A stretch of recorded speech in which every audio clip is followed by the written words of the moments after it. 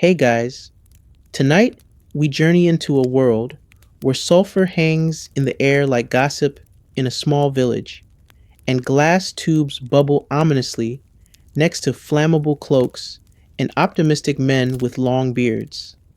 You found yourself in a medieval alchemist's workshop, which is equal parts science lab, apothecary, and complete fire hazard. And yes, you probably won't survive this. So, before you get comfortable, take a moment to like the video and subscribe, but only if you genuinely enjoy what I do here. And let me know in the comments where you're tuning in from and what time it is for you. It's always fascinating to see who's joining us from around the world. Now, dim the lights, maybe turn on a fan for that soft background hum, and let's ease into tonight's journey together. You're awake. Kind of. You're coughing more than breathing because you've inhaled what might be powdered egg yolk or powdered antimony or both. You don't know. You just know it's yellow, it's floating, and it's now in your lungs. The mattress beneath you is straw stuffed and about as soft as a sack of regret.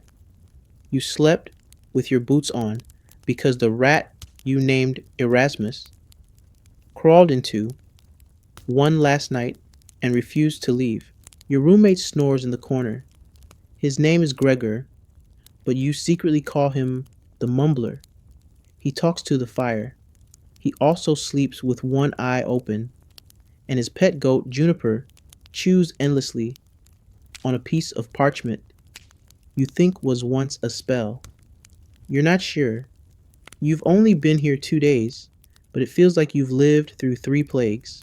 The room is cramped, ceiling low, and smells like fermented garlic and ambition. Glass beakers line the shelves. There's one marked elixir of vigor that smells like vinegar and sadness. Another says aqua regia with a skull next to it. You avoid that one. Welcome to your life now. Apprentice to an alchemist who insists he's this close to turning lead into gold. He says this every morning while reheating tea on a flame that makes the floorboards sweat. This morning, he's already up and stirring something in a brass pot. It hisses. You pretend not to hear it. Your first task of the day: crush dried beetles into powder. For what? You don't ask. The last apprentice who asked got assigned latrine purification for a month. And by purification, they meant just keep the rats from getting too bold. You pick up a mortar and pestle and begin your beetle grinding meditation. Crunch, scrape, sneeze. Crunch, scrape, sneeze. It's soothing, in a post-apocalyptic kind of way. The alchemist hums a hymn dedicated to Hermes Trismegistus, the legendary father of alchemy, medicine, astrology, and bad haircuts. Historians still argue whether he actually existed or was a convenient mashup of several confused philosophers. The goat farts. You keep grinding. After a while, the master calls you over. He holds out a chunk of something vaguely metallic. Touch it, he says with gleaming eyes. You do. It's warm, also sticky, also slightly radioactive feeling, though you wouldn't know that word yet. He says it's the philosopher's stone. You're 90% sure it's just congealed wine sediment, but nod anyway. It's safer. Now it's time for the daily infusion ceremony, which sounds spiritual, but mostly involves you fanning a crucible with a bellows until your shoulders give out. You take your position, start pumping air, and wonder why no one's invented something easier. Your arms ache after 30 seconds. By minute 4, you question your life decisions. At minute 6, you've transcended pain and entered the realm of pure, smoky delirium. Somewhere above you, the attic creaks. Probably mice. Or your predecessor. No one really confirmed he left. You stop briefly to wipe your forehead. Big mistake. The alchemist yells something about disrupting the vapors and smacks the air with a spoon. The goat bleats in agreement. You return to fanning, eyes stinging from whatever's boiling in the alembic. You think it might be mercury. You think it might be urine. You think it might be both. You don't want to know. Outside, you hear the town bell chime once. It's either mid morning or someone died. Maybe both. Time moves strangely in here, like it's been filtered through a dusty prism and several layers of misplaced optimism. You glance over at the bookshelf. There's a tattered volume titled On the Transmutation of Substances, Volume 2. You wonder where Volume 1 went, possibly inside the goat. Gregor stirs in the corner, muttering something about Saturn. You ignore him. He once told you the moon speaks directly to his liver. He also tried to eat soap. The alchemist clears his throat. He's ready to demonstrate the secret of eternal life. You brace yourself. Last time, this involved setting fire to a bowl of onions and yelling at the clouds. This time, he pours something viscous and golden into a bowl. It fizzes. It smokes. It immediately cracks the bowl in half. He calls it a minor setback. You call it a good time to back away slowly. And then, as if to summarize your new existence, the goat sneezes directly onto your breakfast. Welcome to Alchemy. You're going to have a glowing personality, possibly because of radiation. You start the day with optimism.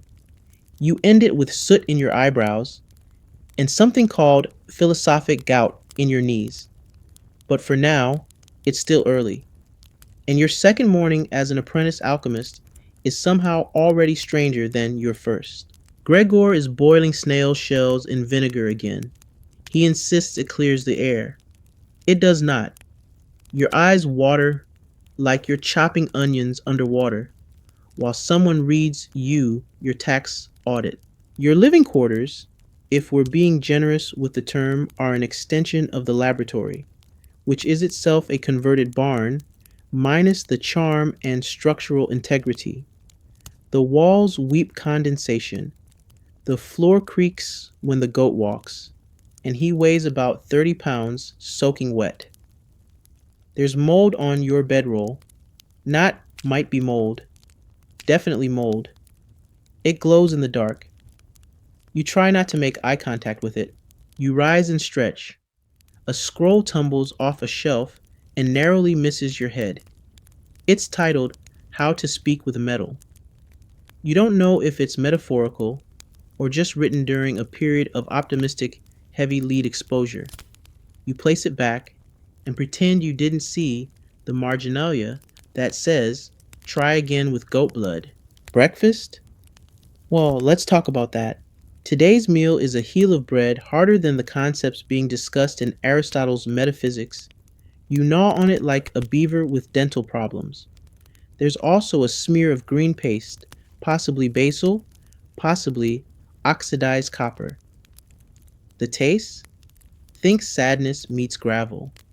Your drink is tepid water from a lead-glazed jug that wobbles like it's nervous about its own contents. You sip it anyway. You eat on the windowsill, which isn't really a window so much as a hole in the wall that lets in air, light, and occasionally pigeons. One sits nearby now, watching you like it wants to unionize. Behind you, the master alchemist is sketching something furiously in charcoal. It's the astral geometry of sulfur, he mutters. But also a fish. You nod. You've learned that most statements here are not follow-up worthy. Then comes your morning job. Sweep the lab. Should be easy, except the floor is covered in a fine sticky residue you're 70% sure is sap and 30% sure is regret. Every step pulls like a glue trap. And no broom. Just a bundle of reeds tied with string and faith. As you sweep, you uncover yesterday's disaster, an overturned alembic, a charred spoon, and something gelatinous that may or may not be moving. You make a mental note to ask about it. You immediately unmake that note. Gregor is now chanting to a bundle of lavender. When asked why, he says, it helps stabilize the mercury aura. You decide to stabilize your own aura by opening a small window in the back. It's stuck. You pry it with a candlestick, and it falls off completely, letting in a gust of cold morning air. And the neighbor's rooster, who struts in, poops on your notes, and leaves. You don't stop it. The alchemist declares, it's time to check on the crucible. This is his most ambitious project, turning base metals into gold through the sacred balance of heat, time, and extremely hopeful thinking. He lifts the lid. Smoke pours out like it's auditioning for a volcano documentary. Everyone coughs. Gregor faints. The goat sneezes and runs into the cupboard. The master stares in awe. Progress, he whispers. You whisper, lung damage.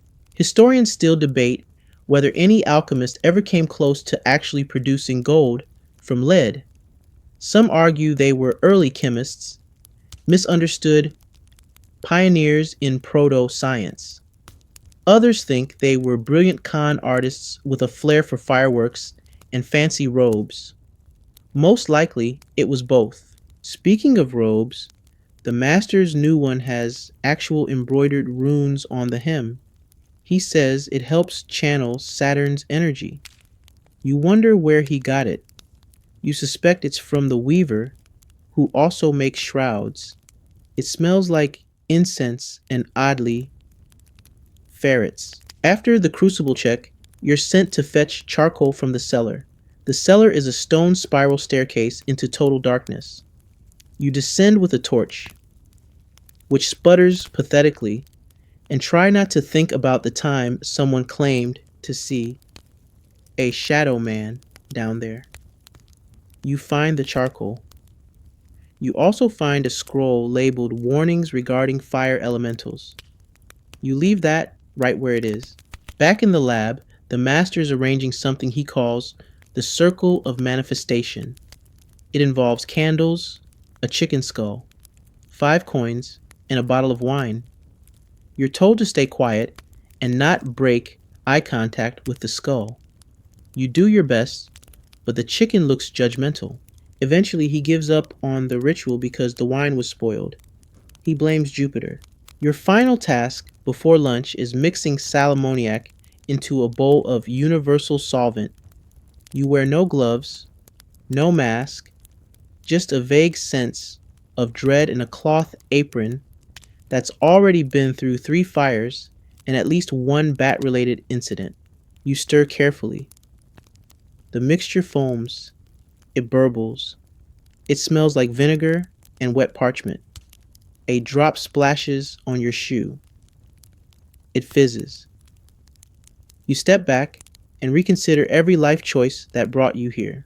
At last, the master sighs and leans back in his creaky chair. We're close, he says. Closer than the others. You want to ask who the others were, but something in his eyes suggests you don't want to know. Instead, you nod and reach for your lunch. A cheese rind, half an apple, and a scrap of dried meat that could legally be classified as fossil. And you think to yourself, this is the life you chose, the pursuit of alchemical truth. Or, at the very least, not dying before dinner. Lunch is brief, not by choice, but by physics. The moment you bite into the meat scrap, harder than boiled armor and twice as salty, your molar throbs in protest. You try chewing on the other side, but that only triggers a bit of bread lodged there since breakfast. At this point, your mouth is less a food processing unit and more a battlefield of ancient grains and tooth trauma. Gregor skips lunch entirely. He's busy staring into a flask of something orange and hissing. It told me its name, he whispers. You decide not to ask what it was. After you've rehydrated with something vaguely like ale, but definitely like vinegar, the master calls you over. Today, he says dramatically, we recreate Paracelsus's theory of quintessence. You nod solemnly, as if you have any clue what that means. The goat bleats in agreement, still chewing the corner of a scroll titled On the Evaporation of Spirits and also Eyebrows. You're handed a spoon, a scale, and a wax tablet with a list. 1 dram mandrake root, 2 scruples powdered sulfur, 1 goose feather, 5 drops oil of vitriol. There's also a scribble that might say Newt's toe or Newton's toe. You're not sure, and frankly, afraid to ask. You begin measuring carefully. The scale is wildly inaccurate. A breeze from the open window causes the goose feather to lift and drift gently into the brazier. It ignites in a small whoosh. Everyone applauds. A sign, the master says. You don't ask of what. You add the remaining ingredients to a ceramic bowl. The sulfur hits the vitriol and belches out a puff of yellow smoke. The smell is so intense, your sinuses declare independence. You stumble back, eyes watering, and try not to fall into the shelf of glassware again. In the corner, Gregor begins drawing pentagrams in chalk. Just in case, he mutters.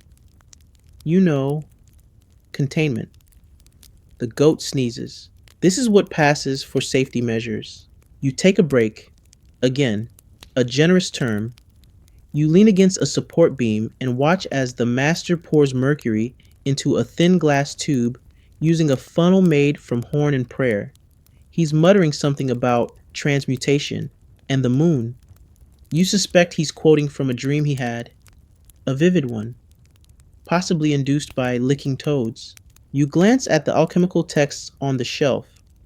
Most are so ancient, the script is faded into the paper like ghost ink. One is just a series of drawings, a man turning into a lion, then a lion turning into smoke, then the smoke becoming gold. Or maybe cheese. It's not labeled. Historians still argue whether these images were symbolic, literal, or just the result of too much wine and not enough ventilation. Your next job is cooling the alembic. Not with water, that would be too easy. No, you're to waft air with a fan made from goose feathers. Gregor made it. It's still slightly on fire at the edges. You stand beside the vessel, fanning steadily, trying not to inhale too deeply. After 10 minutes, your arms are noodles. After 20, you've developed a new personal religion centered around the sanctity of sitting. And then the worst happens. You'll knock at the door, which in this century usually means one of 3 things. 1. Tax collector. 2. Inquisitor. Or 3. A nobleman with too many ideas and not enough common sense. Lucky you, it's number 3. A tall man in a cape, yes, a literal velvet cape, sweeps into the lab with dramatic flair. His name is Lord Bevan, and he smells like nutmeg and entitlement. He announces he's come to witness the creation of the philosopher's stone firsthand. No pressure. The master bows deeply and greets him like an old friend, though you've never seen this man before. Ah, your lordship, just in time. We were about to begin the transmutation trial. You? You freeze, fan still in hand, sweat glistening on your forehead like nervous dew. Lord Bevan surveys the space. His eyes linger on the soot, the goat, the cracked window, the lingering chemical fog. Charming, he says, in a voice usually reserved for plague outbreaks. You're tasked with preparing the gold test. This involves heating a lump of lead, adding powdered cinnabar, and sprinkling in the secret catalyst, which, as far as you can tell, is just pepper mixed with hopeful muttering. The lead melts, the mixture bubbles, there's a fizz, a pop, and then a small puff of golden smoke. Everyone gasps. Gregor claps once, too hard, and accidentally knocks over a jar labeled Essence of Saturn's Melancholy. It shatters. The goat flees. You don't blame it. Lord Bevan peers into the crucible. Marvelous, he says. Can I touch it? No, everyone shouts at once. He looks offended, but steps back, muttering something about writing a letter to someone important. As quickly as he arrived, he leaves. The door swings shut behind him, and the lab is silent for a moment. Then the master turns to you and says, You see? We're this close. You don't respond. You're focused on the fact that your hand is glowing. Just slightly. A pale blue shimmer. You make a note to check on that later. If you live that long, Gregor, still drawing circles on the floor, offers you a piece of hard candy he found in his pocket. It smells like sulfur and regret. You eat it anyway. This is your life now. And the scary part? It's starting to feel normal.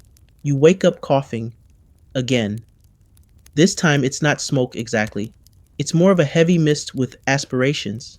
The air tastes like vinegar and rosemary, with a top note of candle wax. Gregor is snoring on the floor, arms wrapped around a barrel labeled volatile. The goat is on the table, chewing the master's robe. You're pretty sure you dreamt about fire talking to you. You blink the sleep away and try to stretch, but your shoulders protest like unionized peasants. You've been fanning bellows so often, your muscles have started twitching in your sleep. You now dream in a rhythmic puff, puff, puff. Breakfast? It's an exercise in survival. There's stale bread, of course, a wedge of cheese that's sweating in the corner, and a new recipe from Gregor, which he swears enhances clarity of mind. It's a thick paste of dried herbs, something that used to be betel, and what he only refers to as moon salt. It's also bright blue. You take a bite. You immediately regret your decisions, but there's no time for gagging. Today, the master is in a mood. He declares, loudly, to no one, that the time has come to construct the greater furnace. You don't remember there being a lesser furnace, but you're too polite and tired to ask. Your job? Gather bricks. Not new bricks. No. These are historically charged bricks from the ruins of an old monastery, half a mile uphill. They're stored behind the lab, under a tarp, guarded by an aggressively territorial goose. You grab a stick and make the pilgrimage. The goose attacks. You drop the stick. The goose gains confidence. You consider surrendering your apprenticeship to the bird, but eventually manage to retrieve 4 bricks and your dignity. Barely. Back in the lab, the master sketches a furnace that looks like it was designed by someone who hates rectangles. It has 3 chimneys, a rotating drum, and a compartment labeled soul. You ask if that's metaphorical. He does not answer. Construction begins. By construction, we mean stacking bricks with a mix of mud, spit, and suspicious enthusiasm. Gregor is in charge of the fire tray. You tell him that sounds unsafe. He agrees, then drops it on his foot. While he yells something about Saturn's revenge, you finish laying the base. It tilts slightly. The master says that's intentional. Everything in alchemy must defy the obvious, he declares, quoting a philosopher whose name might have been anonymous, or might have been my cousin in Prague. You finish just in time for phase 2, lighting the furnace. No flint, no matches, just a magnifying glass, the sun, and your patience. It's cloudy.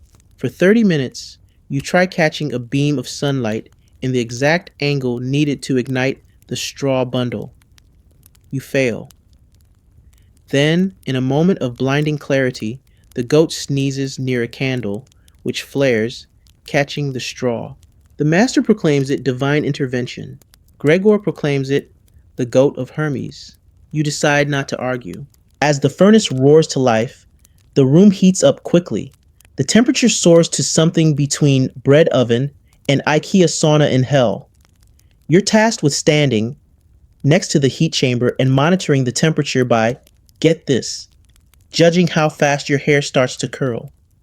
This is an actual method Gregor swears by.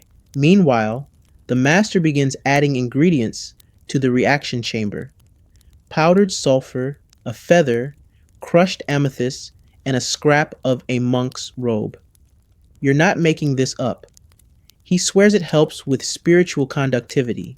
The mixture sizzles, boils, and emits a puff of smoke that smells like cinnamon and ancient library. You feel slightly dizzy. There's a long pause. Everyone leans in. The furnace rumbles. A loud pop, then silence. Then, a small, glowing bead at the base of the chamber. It pulses faintly. You all gasp in unison. Gregor claps again, this time without breaking anything.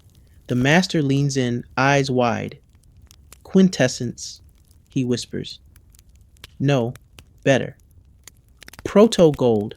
You don't know what proto gold is, but it's giving off just enough light to make your skin look slightly enchanted. You consider bottling that glow and selling it to noble women. Then the bead twitches. It twitches again. Then it explodes. The furnace emits a belch that rattles the rafters. A soot cloud engulfs the lab. You cough, stumble back, and run into the shelf of tinctures. A dozen tiny vials cascade to the ground like very dangerous confetti. You open your eyes. The master is sitting calmly in the corner, blackened from head to toe, eyebrows gone, but grinning. Progress, he wheezes. Gregor is under the table with the goat. The goat is fine. You, however, are lightly singed, extremely tired, and seriously questioning your life path. You spend the rest of the day cleaning glass shards from under your cot and wondering what proto gold tastes like. Probably disappointment and mercury. Historians still argue whether the early alchemists genuinely believed they could produce gold, or if the whole thing was an elaborate excuse to avoid farming. Given your back pain, you begin to understand the appeal. Evening comes quietly. The sun sinks, the room cools. Gregor's humming a lullaby to a jar of pickled frog hearts. The master is asleep, one hand still resting on a scroll titled The Secret Geometry of Steam. And you lie back on your straw mat, soot on your face, hair smelling of vinegar and old parchment, and stare at the ceiling. A tiny crack drips something onto your forehead. You don't move, because here, that's the least weird thing that's happened all day.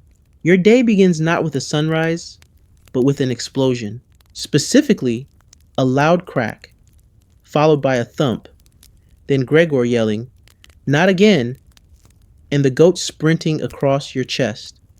You sit bolt upright, disoriented, your straw mat half on fire and half covered in what you hope is just charcoal. It isn't. Apparently, Gregor decided to experiment with a new compound he read about in a brief treatise on celestial fumes. The mixture included brimstone, bat dung, and something he insists was philosophical salt, which you're 90% sure was table salt. The result? A smoky cloud that now hovers in the rafters, like it's thinking about unionizing. You stagger into the main lab, rubbing your eyes. The master is already hard at work, swirling liquids in a glass tube that looks suspiciously cracked. He greets you with a cheerfully soot-streaked grin and says, "Today's the day we tame fire." You smile politely and make a mental note of where the water bucket is. Your first assignment? Fan the embers under the alembic. Again. This time, it's not just coals. You're also keeping warm a suspicious mixture of copper filings, wine, and what was once a lizard tail. The fumes smell like wet pennies and regret. The master claims this blend will separate prima materia, the basic element from which all matter originates. Historians still debate what alchemists meant by this. Was it metaphor? Magic? Mild lead poisoning? The answer is probably yes. As you waft your feather fan, you reflect on your career progression. You've gone from assistant alchemist to biological ventilation system, and on some days, accidental test subject. Your shoulders ache. Your lungs feel tangy. That's the only word for it. Tangy. Then it happens. You sneeze. Not a cute sneeze. A sneeze with commitment. A sneeze that sends the feather fan sailing into the alembic, which tips, knocks over a flask of oil, and triggers a chain reaction of minor chaos. There's sizzling. There's smoke. There's Gregor shouting, "Containment breach," even though he's holding a ladle. The master doesn't flinch. He just waves his hand and says, "Let the energy flow." You briefly consider letting your energy flow right out the door. Eventually, the fire's out, the mess is cleaned, and you're given your next job, mortar grinding. Again, this time it's calcined eggshells with anise and a dash of lunar ash.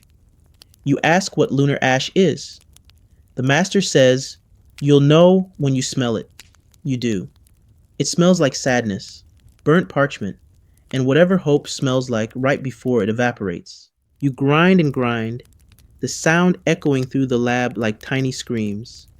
Your arms ache, your neck aches, even your ears are tired somehow. Gregor, meanwhile, is reading a scroll upside down, murmuring about the secret within the vowels. He has, in the past week, attempted to communicate with 1. His own shadow, 2. A candlestick, and 3. The concept of time. The master calls you over again.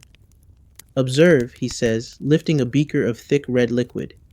"This is the essence of courage." You stare. It looks like tomato soup mixed with glitter. He pours it into a flask and holds it over the fire. "Do you feel it?" he asks. You're not sure if he means heat, inspiration, or internal bleeding. You nod. Then comes the worst task of all.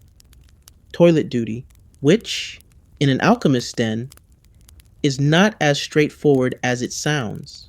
You're handed a spade, a flask of rosemary vinegar, and told to check the pit. The pit is outside, behind the garden, next to the compost pile and beneath the beehive that has definitely not been managed since the Crusades. You brace yourself and lift the wooden cover. It's alive. Not literally, but spiritually. The smell hits you like a theological argument gone bad. You pour the vinegar and whisper a small apology to the universe. Then you close the lid and vow to never eat figs again. Back inside, you try to wash your hands. The water is stored in a barrel marked for external alchemy only. You assume that means it won't make your skin fall off. Probably.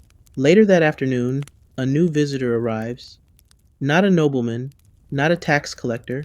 Worse, it's a monk, Brother Rollo, from the nearby abbey, here to check on the progress of divine science. He wears sandals, a frown, and carries a book the size of a goat. He looks around the lab with barely disguised horror. "What's this?" he says, pointing at a jar of frog legs and syrup. "For vitality," the master says confidently. "And that?" the monk asks, eyeing the beaker of tomato glitter. "Essence of courage." Brother Rollo crosses himself. You're instructed to serve tea. The only available cups are cracked and vaguely green. The tea is yesterday's herbs steeped in boiling rainwater. You hand him the cup. He stares at it like it's a trap. The conversation turns philosophical. The master argues that alchemy is the purest form of devotion, turning the base into the divine. Rollo counters that it smells like heresy and spoiled soup. You sip your own tea and pretend not to exist. Eventually, Rollo leaves, muttering something about the devil's laboratory. The master seems pleased. He's frightened. That's how you know we're close. Close to what? You're unsure. Enlightenment? Gold? Total combustion? You sweep the lab in silence, the scent of vinegar and singed feathers hanging in the air like a disappointed ancestor. The day fades. Candles flicker. Gregor snores softly from under the goat. And you? You lie back on your mat, arms limp, eyes dry, lips slightly glittery from the essence of courage. You wonder if tomorrow you'll finally see gold, or just more goats. You dream of fireflies, but they aren't in a meadow, and they don't flicker sweetly in the night. They hover over your bed, buzzing like someone's boiling a xylophone. When you open your eyes, you realize they're not fireflies. They're sparks, actual sparks, from the ceiling. Gregor is standing on a stool, using a brass rod to poke at something he claims is a lodestone network to harness celestial energy. You ask what happens if it falls. He says, "We'll find out together." You roll out of bed, brush soot from your hair, and start the day with a hearty inhale of whatever that smell is. Oregano? Moldy licorice? You hope it's not from the goat. You head to the hearth, where the master is hunched over a pile of tiny bones. "Ah, you're up," he says. "Excellent. Today we test the elixir of silence." You're halfway through asking what it does when he shushes you violently. You spend 20 minutes holding your breath while he drips amber liquid onto dried mouse vertebrae. Nothing happens. The bones rattle. The goat sneezes. The room remains thoroughly unsilent. The master nods gravely. "We'll try again with squirrel tomorrow." Your job now is to clean the glassware. It's not normal glassware. One flask is shaped like a tulip, another like a screaming cherub. One smells like burnt sugar and onions. You wonder which experiment caused that and whether it involved pastry. Gregor helps by organizing the powders. There are over 40 jars. None are labeled in any language you understand. Some have drawings. One just has a frowning face. He asks if he should sort by color, danger, or astrological sign. You say yes, while he arranges the dangerous substances like a painter preparing for an emotional breakdown. You're handed a new task. Take notes for the master's latest hypothesis. He's dictating. You sit on a stool with a wax tablet and stylus, struggling to keep up. "Heat is the key," he begins. "But not fire heat, not air heat. It's bone heat. That is, the warmth that exists within calcium after meditation." You pause. He glares. You keep writing. He continues. "Mix quicksilver and essence of basilisk breath with no less than 3 droplets of consecrated oil. Stir counterclockwise, unless it's a Tuesday." You scratch furiously, nodding like you understand. Historians still argue whether alchemists truly believed in basilisk breath, or if they just needed a dramatic way to explain when things exploded. Either way, you now know what a bad batch smells like. It's halfway between overcooked eggs and a haunted cellar. The day moves on. You're now responsible for assisting with the afternoon infusion, which involves heating liquid through sunlight refracted in a crystal bowl. Unfortunately, there's no sun today. Gregor suggests invoking it. He chants a little. The sky darkens further. The goat falls asleep. You take that as a no. Plan B, lantern heat. It's slower, less pure, but warmer. As the infusion bubbles, the scent grows thick lavender, lemon, and something that smells suspiciously like garlic stew. You drift off slightly. When you wake up, Gregor has constructed a light trap. It's a circle of mirrors and bottles positioned to catch lunar shimmer. You ask if shimmer is quantifiable. He tells you that's a very anti alchemical thing to say. Later, the master gives you a rare treat. He lets you handle the red powder. Not just any red powder, the red powder. Locked in a wooden box, sealed with 3 wax stamps, and guarded by a mildly aggressive talisman. You open the box with trembling fingers. Inside, nestled in velvet, is a small glass vial of vivid crimson dust. It glows slightly. It might hum. You're not sure if it's sound or imagination. You are told to place exactly 3 grains, no more, into a mortar. You do so. Then add distilled dew, pressed marjoram, and 3 drops of dawn essence, which is just what you call pond water when it's collected before breakfast. You stir. You wait. Nothing. Then a faint shimmer, like someone polished the air. Everyone gasps.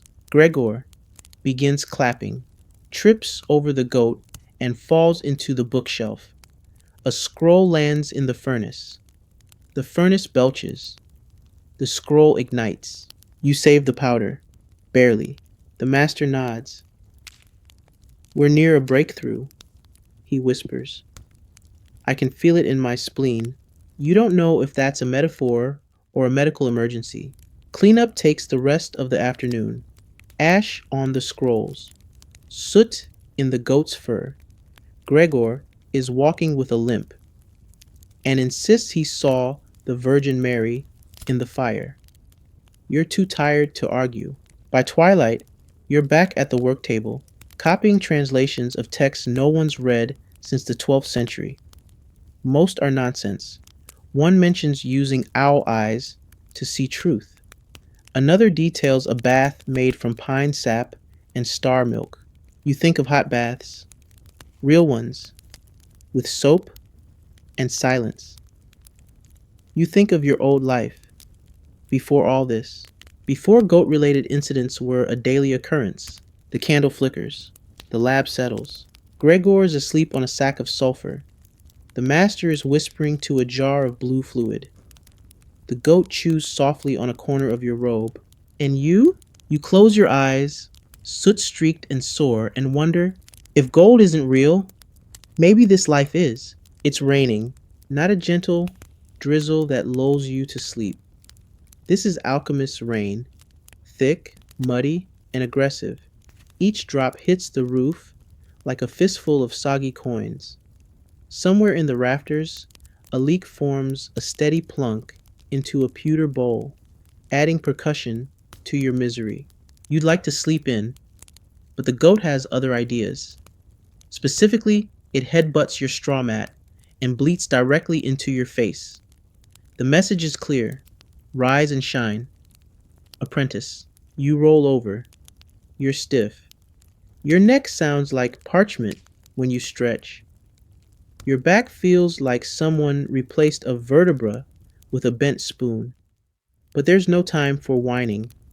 The master is already shouting something about tincture realignment and demanding his correct spoon. Breakfast is cold gruel, but with extra ash today, thanks to the smoke still clinging to the rafters from yesterday's scroll fire. You eat it anyway, because the alternative is whatever Gregor is nibbling, which appears to be a bar of soap he insists is sweet and philosophical. You start your morning task, preparing the distillation chamber. It's an elaborate contraption involving 3 flasks, 2 coils, 1 chicken feather, and a constant drizzle of rainwater that threatens to short out everything. Your job is to keep the flame steady without letting it set the table on fire. You succeed. Mostly. The table only slightly scorches. The mixture inside the flask begins to separate. Light yellow on top, dark syrup at the bottom, and something that might be mold in the middle.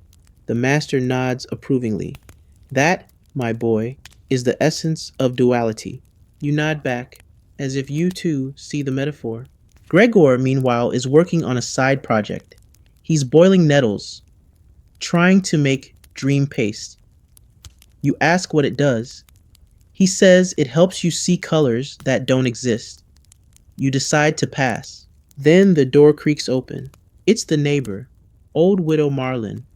She walks in like she owns the place, which she sort of does since she leases the shed behind the lab. She's holding a bundle of herbs and glaring at the goat who once tried to eat her laundry. I need something for sleep, she announces, dropping the herbs on the table. The master gives her a cordial nod and gestures for you to prepare a draft of lunar balm. You've never made one before. You've heard of it, sure, mostly in whispered tones and footnotes in cracked manuscripts. You grab valerian root, dried rose petals, a few drops of lavender oil, and a scrap of parchment with a moon drawn on it. Because why not? The result smells surprisingly pleasant. Widow Marlin sniffs it, grunts, and drops 2 coins on the table. If I wake up mid dream and see my dead husband again, she mutters, I'm sending him here for a refund. Then she leaves. Gregor is inspired. He decides to make his own potion for romantic visions. You warn him this is a terrible idea. He thanks you for the encouragement. Meanwhile, the master is finally tackling the problem of the fifth element.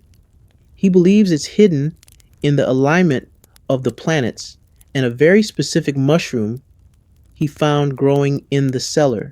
You don't ask how the mushroom got there. You assist by mapping planetary positions on a wax board. It's slow work, made harder by the fact that the stars aren't visible, and you're using a sky chart drawn in 1272 by a monk with cataracts. Historians still debate whether these early astronomical diagrams were based on observation, inspiration, or sheer artistic confidence. You're going with wild guesswork plus a dash of ego. The goat knocks over a flask labeled mercurial salt. It begins to hiss ominously. You mop it up with a rag and avoid eye contact with everyone. No one seems to notice. Around midday, a loud snap echoes through the lab. Gregor has successfully distilled his dream paste. It's bright purple and smells like cinnamon and burnt yarn. He spreads a little on toast and takes a bite, then stares at the wall for 3 hours. You poke him. He mutters so many noses and goes quiet again. The master doesn't seem concerned. A minor overdosage, he says. He'll be fine by dusk or Tuesday.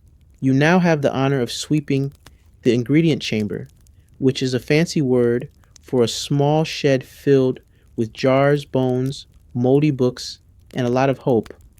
Some jars are labeled in Latin. Some are labeled in what you think is the master's handwriting, but could also be the goat's. You reorganize the shelves, only spilling one jar of crushed emeralds. You try to scoop them back in, but mostly succeed in making your hands sparkle like a disappointed magician. In the afternoon, the master decides to attempt alchemy without flame. You're intrigued. Turns out it involves burying substances in the earth to let the planet cook them, which sounds like composting with extra steps. You help him dig a pit behind the lab, deposit a flask of rose water and silver shavings, cover it with soil, and mark it with a twig. Then you wait. Nothing happens. He shrugs. Give it a week. Rain starts again. You hurry to bring in the drying scrolls, but one is already soaked. It smudges into a new message that reads, vaguely, don't trust the goat. You don't mention it, Evening falls. The sky clears just enough for the master to attempt one final ritual, capturing the breath of Venus. It involves a funnel, a mirror, and a love letter written in rose ink. You're told to hold the mirror steady while he recites poetry. It doesn't work, but it's somehow comforting. Gregor finally stirs, blinking slowly. I was a candle, he says. A sentient candle. You hand him tea and tell him he burned brightly. The master yawns. The goat curls up in a pile of herbs. The fire dies down. And you? You lie on your mat, still sparkling faintly from emerald dust, and wonder, are you learning secrets of the universe? Or just very elaborate ways to accidentally poison yourself? You wake up to the sound of chanting. At first, you think it's Gregor again. He often mutters in his sleep about stars, soup, and the great turnip of understanding. But no, this is different. It's louder, deeper, harmonized. You crack open one crusty eyelid and realize the chanting is coming from the courtyard. A group of visiting alchemists has arrived. Great. You throw on your soot stained robe, pat down your hair, which resists like it's plotting a rebellion, and shuffle outside to find 6 men and 1 woman standing in a circle, chanting around a barrel of fire and holding eggs. Raw eggs. Today is the equinox, the master beams. A perfect day for collaboration. You blink. It's raining sideways. One of the visiting alchemists is barefoot and appears to be weeping. Perfect, you agree. You're immediately given a task. Prepare the water of dissolution. This sounds important, almost noble, until you realize it's mostly rainwater, with a sprig of thyme and a lot of unnecessary hand gestures. You hand it off to the visiting alchemist named Sir Aldrich, who accepts it with all the gravitas of a man holding the philosopher's stone. He sniffs it, nods solemnly, then pours it into a jar filled with, well, something that hisses and changes color like a chameleon in emotional distress. Meanwhile, Gregor is tasked with hosting the goat away from the group. That lasts all of 5 minutes before the goat breaks free, steals someone's egg, and attempts to climb the ceremonial ladder made of copper rods. It succeeds. You're honestly impressed. The visitors are unfazed. They continue chanting. You're pulled aside by Master Ruvian, an elderly alchemist from the northern hills. He offers you a boiled sweet and begins describing his theory that all metal is simply immature gold. You nod, not wanting to interrupt his momentum, as he explains how singing to tin helps it ripen. He demonstrates. The tin does not respond. The day rolls on, a flurry of activity and half-baked theories. One visiting alchemist attempts to summon the spirit of fire using only saffron, clay, and the words ignite, O divine smolder. Nothing happens until his beard catches a spark and ignites. He's fine, mostly, slightly crispy around the edges. Gregor puts him out with a bucket of rose water, which smells amazing, but probably wasn't the best choice. During a lull, the master gathers everyone for the sharing of discoveries. Each alchemist takes a turn explaining their latest breakthrough. Sir Aldrich claims to have made copper that sings. He holds up a lump and yells at it. It remains defiantly silent. Lady Brenna presents a salve that allegedly removes curses, boils, and unwanted marriage proposals. She smears it on her own hand and then glares at a man across the fire. He suddenly looks very uncomfortable. Old Master Jero unveils a rock. Just a rock. He claims it's been soaking up cosmic wisdom for 2 decades. You're not sure whether to laugh or take notes. Your master goes last. He reveals the ash of ascension, a jar of fine gray dust produced by burning a mixture of parchment, basil, and pure intention. He sprinkles a pinch on the fire. It sparkles. briefly. Everyone nods. Ah, yes, ascension. You try to sprinkle some on your lunch. It does not improve the flavor. Lunch, by the way, is hard cheese, a turnip muffin, and something Gregor found in his pocket. He insists it's edible. You insist you'll pass. After the meal, the visitors break off into groups for spontaneous experimentation, which is what they call it when they throw whatever's in reach into a pot and see what explodes first. You're pulled into a group with Brenna and Jaro. You're instructed to stir a mixture of pine resin, dried lavender, and powdered copper while chanting the names of extinct animals. You don't ask why, you just stir. Eventually, the mixture turns blue and begins to vibrate. Jaro panics. Brenna claps. You drop the spoon. The bowl vibrates itself right off the table and shatters on the floor. You all stare at the mess. Brenna says, "Progress." Jaro mutters, "We weren't meant to know." You start sweeping. By late afternoon, half the group is asleep. Two are meditating under the stairs, and one has built a small tower of dried figs and claims it's a symbol of inner stability. The goat knocks it over. Chaos resumes. Your master finally calls an end to the gathering, declaring it a profound success. Everyone applauds, including the man with the smoking beard. They pack up their ingredients, bundles of scrolls, half-full jars of glowing liquids, and say their goodbyes. One gives you a pinch of dust and says, "Put it under your pillow. You'll dream of answers."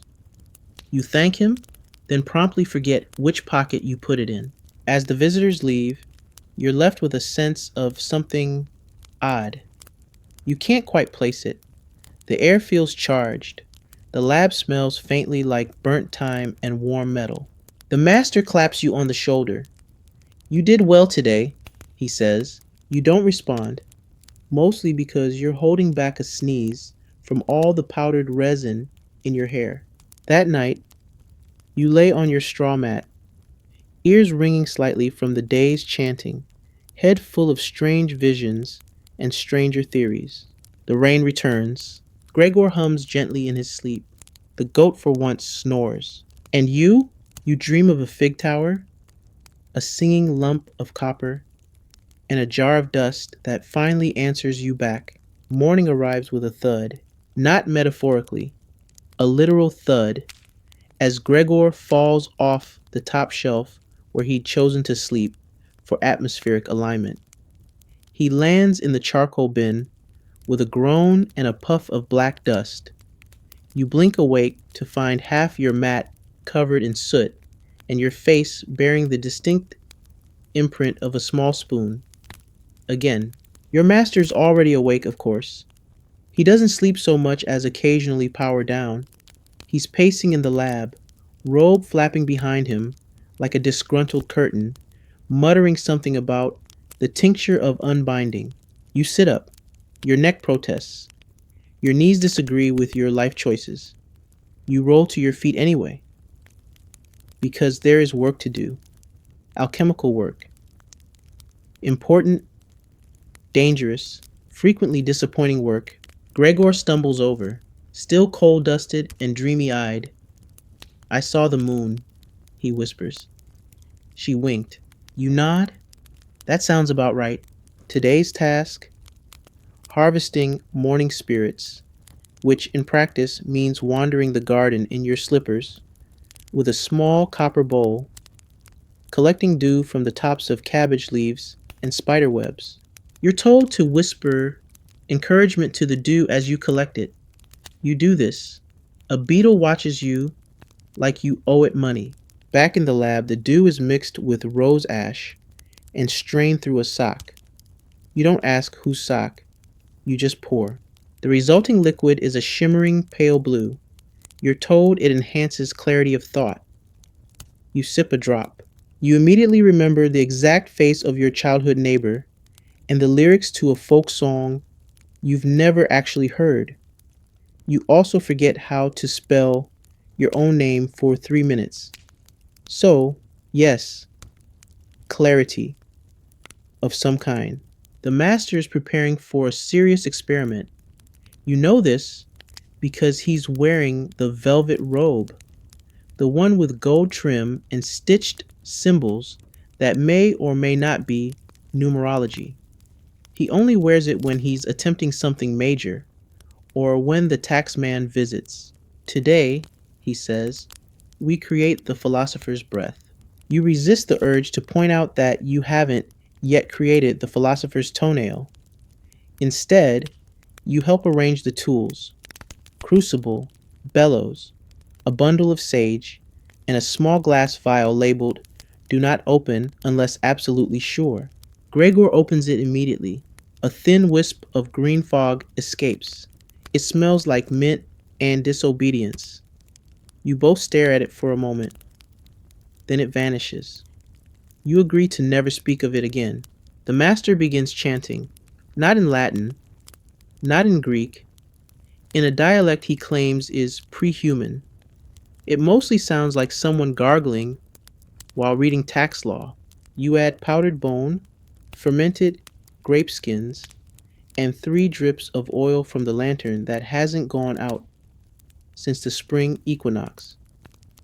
It bubbles. It steams. It makes a sound like a frog clearing its throat. The goat bleats once, loudly, and then sits down. The mixture swirls, darkens, and then, just for a moment, glows. You hold your breath. It stops glowing. It begins smoking. A jet of steam erupts from the crucible. Gregor yelps and dives behind the bench. You fan the fumes toward the window. The master, eyes wide, stares into the mist and says, I see it. The breath, it's a triangle. You have no idea what that means. Later, you help catalog the day's result, which means adding another line to the ledger under failed attempts. Potentially valuable. That page is now almost full. For lunch, you're treated to something new. Barley cakes. Slightly burnt, but edible. You share one with Gregor, who is still twitching occasionally. Did the smoke talk to you? He asks. You say no. He frowns. Then it wasn't done. After lunch, you fetch water from the well. It's raining again. The path is slippery. You fall. You land on something sharp. You pick it up. It's a crystal. Small, cracked, faintly blue. You bring it back. The master seizes it with glee. Ether crystal, he cries. Or possibly just quartz. Either way, it's beautiful. He places it on a velvet pillow and lights incense. You don't mention that you fell on it. You just nod and back away. Your next task is translation. A scroll from the East, written in looping script. That's half poetry, half hallucination. Gregor reads it aloud while you copy it. It says things like, the serpent becomes smoke when the moon forgets her name. You assume that's a metaphor. You hope it's a metaphor. Historians still debate whether such texts were meant to be decoded, or if they were simply written by people who hadn't slept in 4 days and had easy access to poppy oil. The day winds down. You sweep the floor, dodging the goat's new favorite spot, right in front of the fire. The master tests the triangle glow mist again. It refuses to glow. He mutters about lunar interference. Gregor brews. Something he claims will make your dreams lucid. He offers you a sip. You politely decline. The rain eases. The sky clears. The lab settles into its evening rhythm. Firelight flickering, jars gently bubbling, parchment curling in the warmth. The air smells like rosemary and ozone. And you lie down, tired to your teeth, sore in places you didn't know you had, and gaze at the rafters. A droplet of dew falls onto your forehead from the window beam. You smile. Somehow you're still here, still stirring strange mixtures, still chasing gold in a world made mostly of mud. You awaken to silence. Not peaceful silence. The tense, suspicious kind. The kind that usually comes right before something falls, bursts into flames, or explodes in a mildly educational way. You sit up. Gregor is not snoring. The goat is missing. The master is not pacing, chanting, or muttering equations into the fireplace. This is alarming. You shuffle across the lab in your slippers, stepping carefully over last night's attempt at crystallized moonlight, which turned into a sticky puddle that glows faintly when insulted. You peek outside. Ah, there they are, all three huddled in the yard around a large wooden crate. The master beams as you approach, arms spread wide like a magician unveiling a trick he hasn't quite figured out. Behold, he says, our future. The crate has no markings. It hums slightly. There's a faint aroma of cinnamon and lightning. Gregor's hair is standing up on one side, as if it's participating against its will. It arrived at dawn, the master explains, from the Brotherhood of Invisible Elements. Inside lies the rarest component in all alchemy.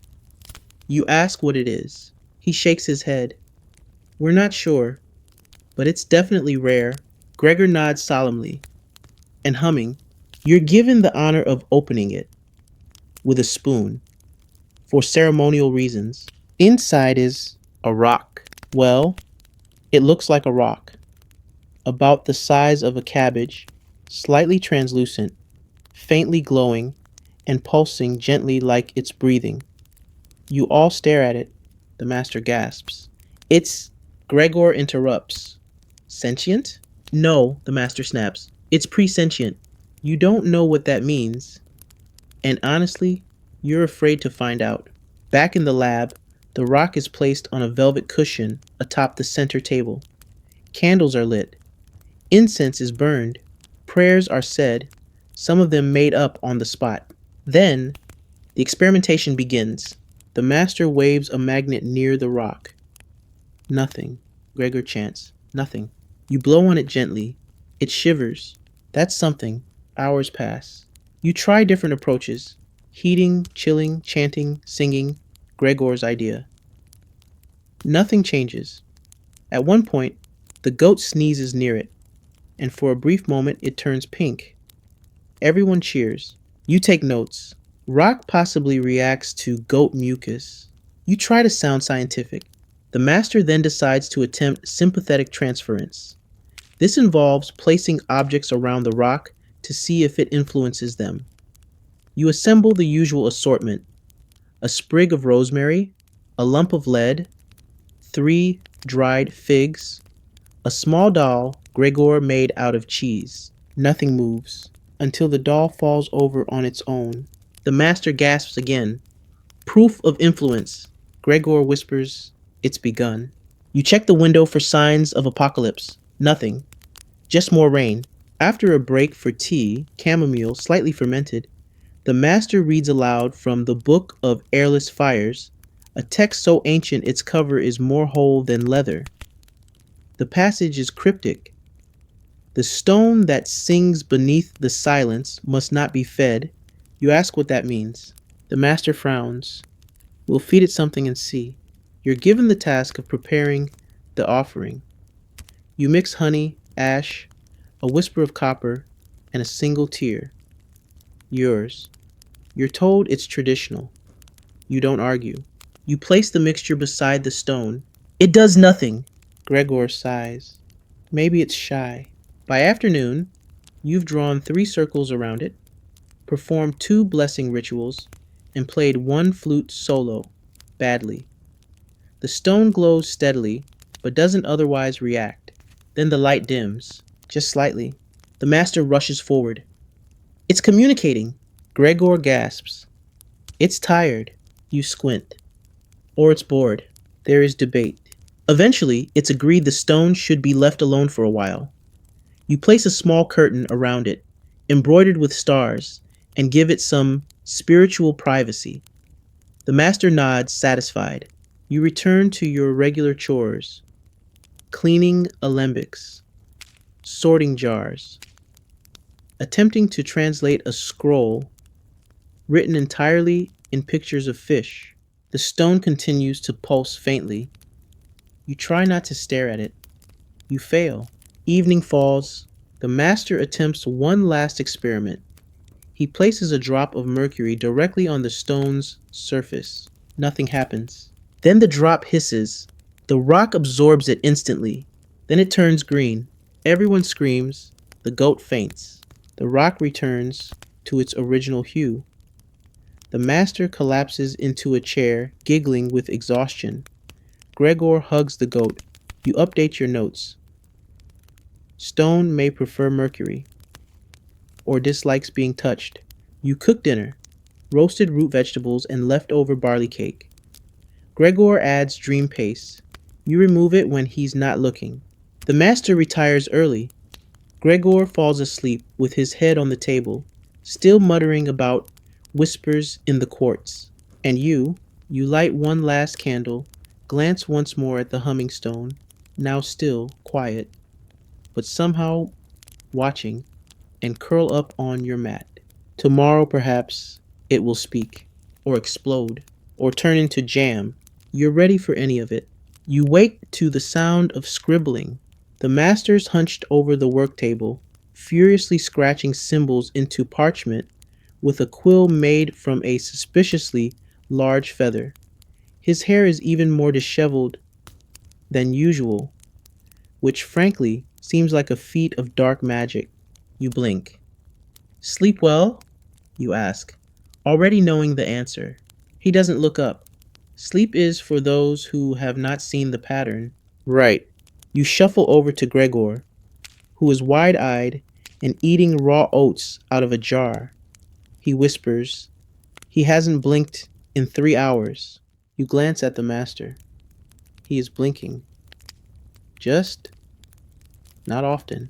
The stone from yesterday's mysterious crate sits in the center of the table, wrapped in a circle of silver wire, surrounded by 6 candles, 3 lit, 3 intentionally unlit for balance. It hums softly, like a cat that's read too many metaphysical treatises.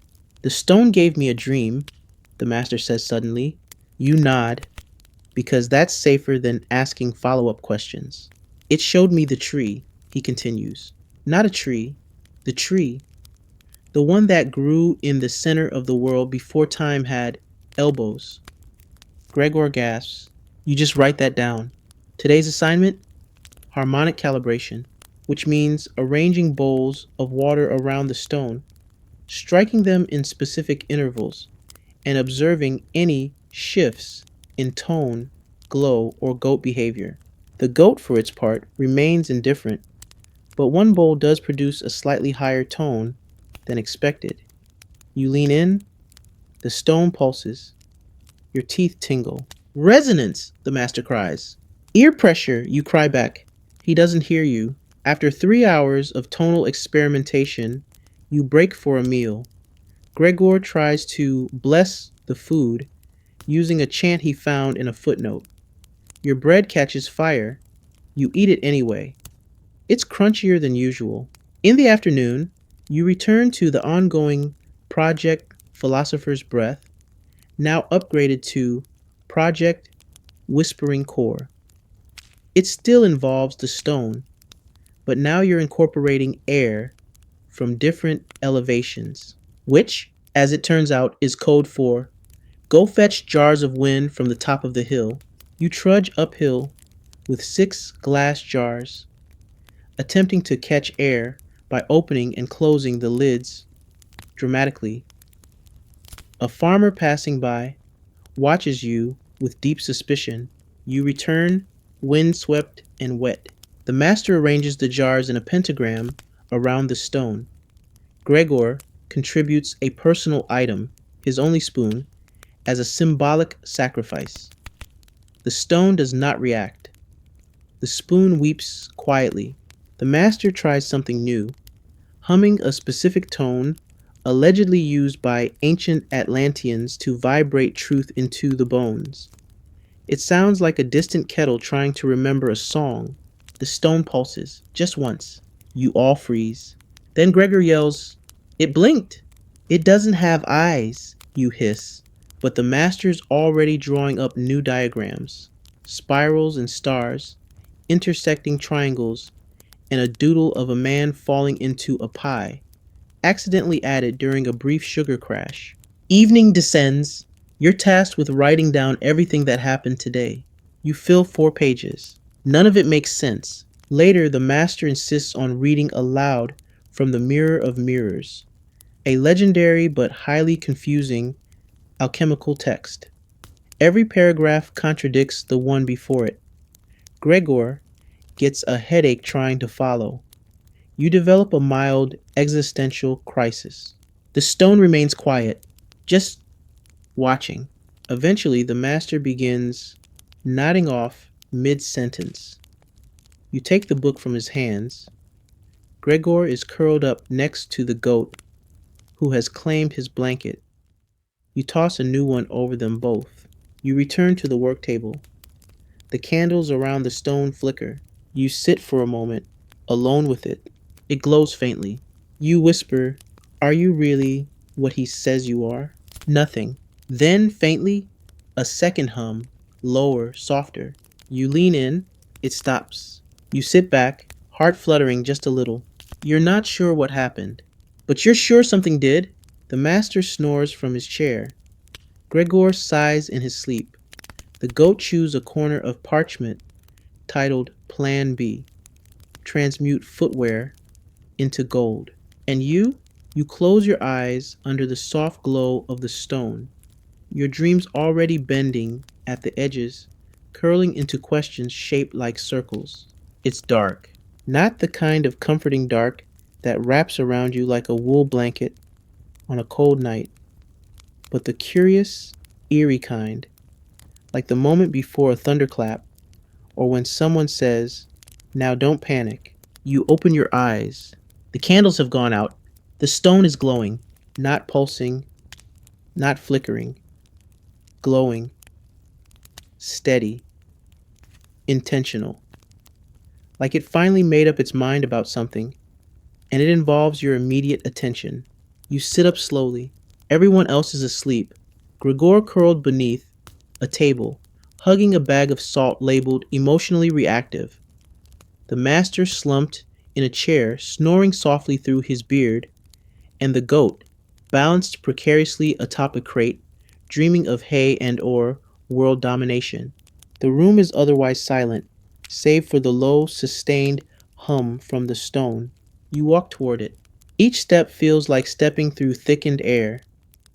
The glow isn't harsh. It's soft, almost inviting, like the kind of light you imagine angels using when they're off duty and just want to vibe. You reach out. The glow brightens. Then it fades. Completely. The room is dark again. You don't scream, mostly because you're too tired. You just whisper, "Okay then," and return to your mat, where sleep returns slowly, curling around you like smoke from an extinguished dream. The next morning, you mention the glow to the master. He nods sagely. "She's awakening." "She?" you ask.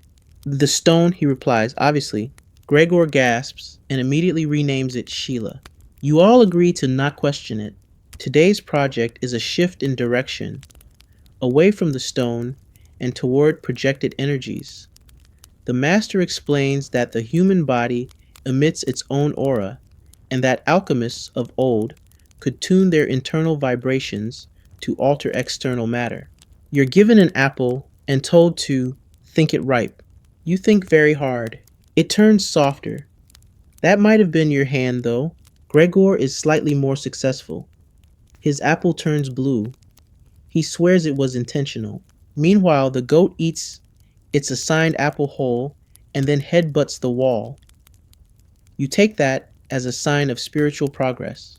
The afternoon involves crafting resonant talismans made from twine, dried mint, and tiny stones Gregor insists are emotionally charged. He's been storing them in his pillowcase. You hang the finished talismans above the stone. Nothing happens. Then the candles around the table flicker. Once, in perfect unison. Gregor faints. You fetch water. The master claims this is confirmation of attunement. He opens his personal journal, which has a lock shaped like a snake swallowing its own tail, and scribbles something in bold red ink. You're not allowed to look. You begin to wonder, half seriously, if any of this is real alchemy, or just a beautifully orchestrated breakdown with herbal infusions and fancy lighting. Historians still argue whether medieval alchemists were brilliant minds lost in metaphor, or eccentric hobbyists with access to way too much lead. You suspect the answer, once again, is yes. As the sky darkens, the master prepares a cleansing draft to help reset everyone's energy. It's a bubbling green liquid that smells like fennel and bad decisions. You take a cautious sip. Your eyebrows sweat. Gregor drinks the whole cup and claims he can now hear numbers. You nod supportively. Dinner is quiet. Barley soup, hard cheese, and an experimental tart. Gregor made using dream root. It tastes like sadness and pine needles. You eat half out of politeness. That night, you clean the lab while the others drift into sleep. The stone sits quietly on its pillow, unglowing, unworried. You pass by it on your way to the window, pausing only slightly. It's cold to the touch now. Still, just a rock. Probably. Outside, the stars peek through the clouds. The moon is a thin crescent, like a sarcastic smile. You breathe in the night air, crisp, damp, filled with promise and mildew. Back at your mat, you pull your blanket tight and close your eyes. Just as you're slipping into sleep, a voice, soft, clear, and distinctly not Gregor, whispers, almost. Your eyes snap open. The room is empty. The stone is quiet. You lie awake for a while longer, heart beating just a little faster, as the night stretches gently onward, like a question left hanging in candlelight. The next morning, Gregor greets you with a grin and a flower crown. I have named the goat, he announces. Her name is Goldie. The goat, who has just finished chewing through one of your bootlaces, seems unimpressed. You retrieve what's left of your footwear and nod. Fitting. The master peers from behind the curtain, looking suspiciously well rested. This is concerning. Well rested alchemists tend to make dangerous decisions. You brace for impact. I had a vision, he declares. The stone requires purification. You blink. Purification from what? He doesn't answer. He simply points at the table. Upon it lies a bundle of herbs, a small bottle of rosewater, and a piece of red chalk. You approach cautiously. The red chalk is new, bright, crumbly. It leaves a vivid smear on your fingertips when you pick it up.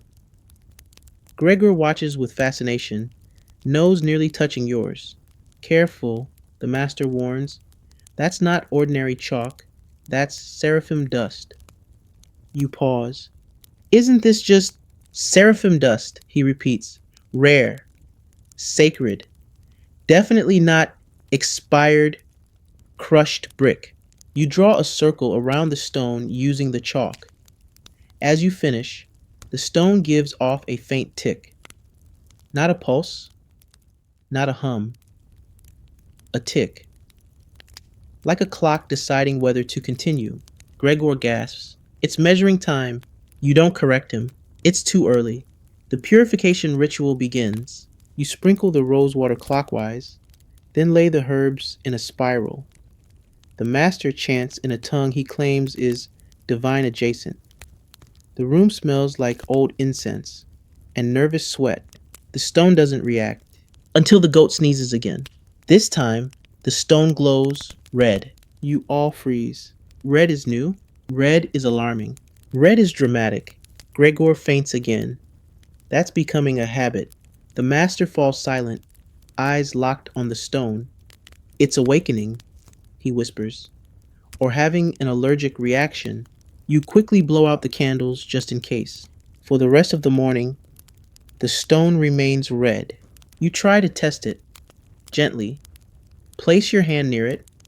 No warmth, no vibration, but it feels heavier, like it's watching you back now, not just existing in the room, but occupying it. You go to fetch more parchment and find a note on your desk. You didn't write it. It says, "The chalk is not what you think it is." You stare at it. Gregor's handwriting? Maybe. The master's? The goat's? You don't ask.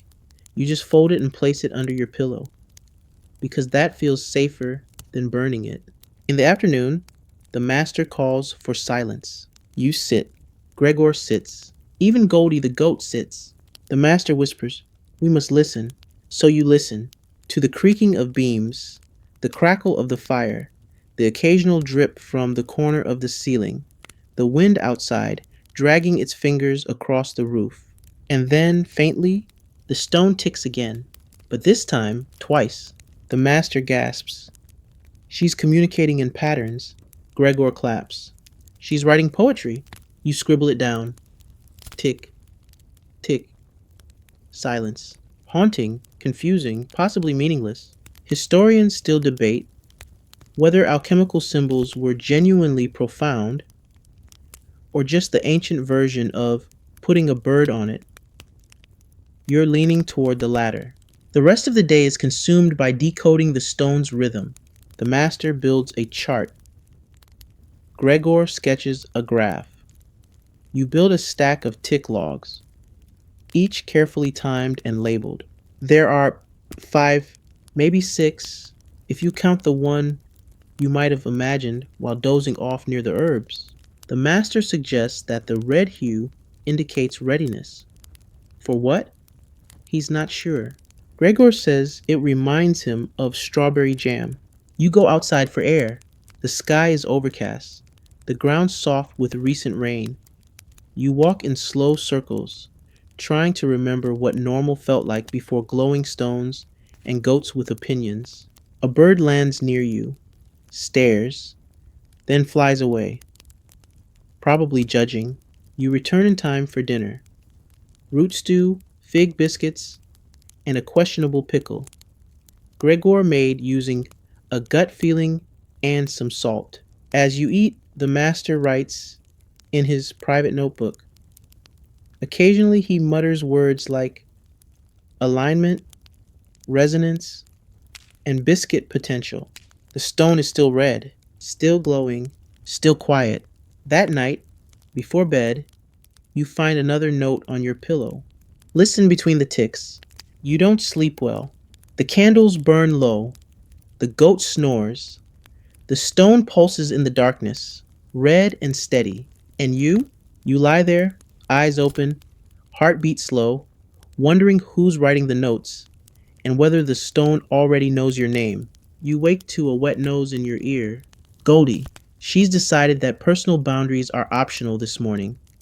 You gently push her away, but she takes that as an invitation to climb halfway onto your mat and begin chewing the corner of your blanket.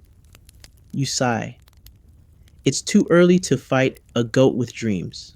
Gregor is awake too, staring at the stone with the unwavering focus of someone either deeply curious or slowly losing his grip on reality.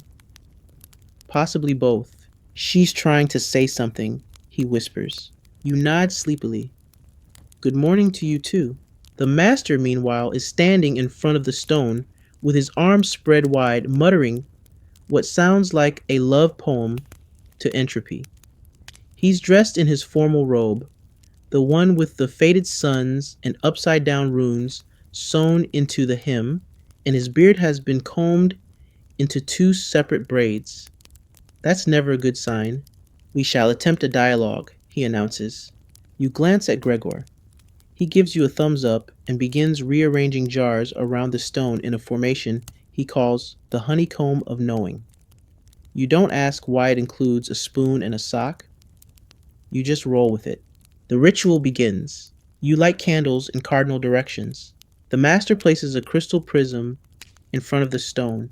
Gregor begins tapping a small drum with one finger, offbeat and oddly suspenseful. And you're assigned to read aloud from a scroll labeled Lexicon of Harmonious Persuasion. The first line reads, "Speak gently, for the cosmos is ticklish." You try your best not to laugh. As the ritual continues, the air changes. Not colder, not warmer. Just heavier. Like something's watching. Like the room itself is holding its breath. The stone begins to hum, softly, not unpleasantly, like a tuning fork held just beyond hearing. The master whispers, "Ask her a question." You clear your throat. Uh, what is your name? Silence. Then tick. Then tick tick. Then the candles go out. Gregor faints again. You sit still, eyes wide. The stone glows faintly orange now. Not red, not white, orange. Like firelight filtered through fog. The master scribbles furiously into his notebook.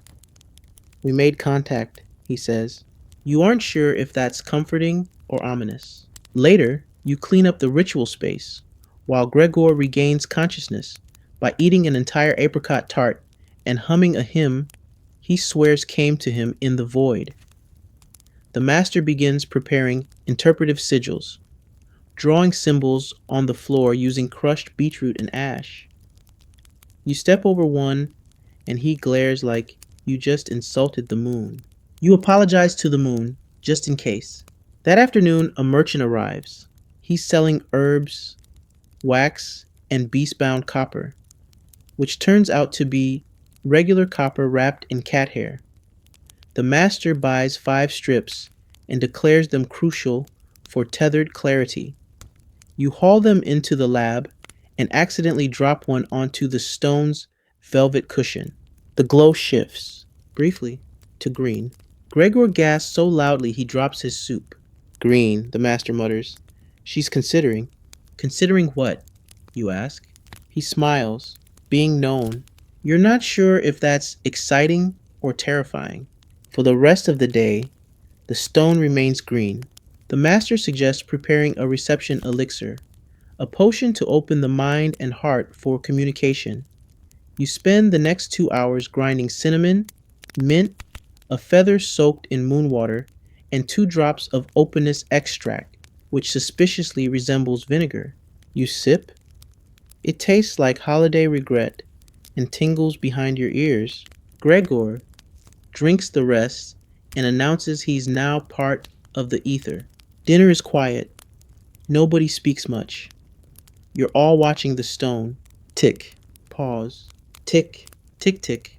You transcribe the sequence and realize it's a pattern, a rhythm, possibly a message, possibly indigestion. That night, you lay down feeling heavier.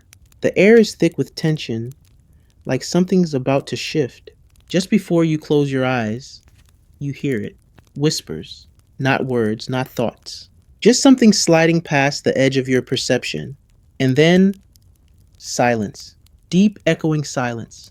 Gregor whimpers in his sleep. The goat sits by the stone, unmoving. And you don't sleep so much as drift into a half-dream where the stars rearrange themselves into unfamiliar shapes, where the stone floats, where your name is spoken backwards by a voice you almost recognize. And somewhere, someone writes, "You are close." You open your eyes to find Gregor inches from your face. "I dreamed of bees," he whispers. But they were inside the stone. You nod slowly. You're not sure what that means, but you're getting good at accepting things without understanding them, like why the goat is now wearing your hat, or why your socks are somehow damp, despite no recent rain. The lab is quiet. The master is meditating upside down in the corner, apparently to reverse the polarity of his intuition. You're not convinced it's working. He's snoring. The stone remains green, glowing faintly, steady, waiting. Today's task, impression mapping. It involves placing different materials around the stone to see how its glow responds. You begin with obvious choices: copper, lead, cloth, salt. Nothing changes. Then Grigor adds a teacup. The glow flares for a split second, then settles again. You all gasp. The teacup apparently is important. Emotional resonance, the master mutters. It remembers tea. You try not to laugh. Next, you bring in more sentimental objects: a pebble from your childhood, a note your mother once wrote, a crusty piece of bread that Gregor swears he baked with intent. The stone doesn't react until you place a mirror in front of it. Then, tick, tick, tick. 3 fast pulses. The glow turns bluish green, like algae in moonlight.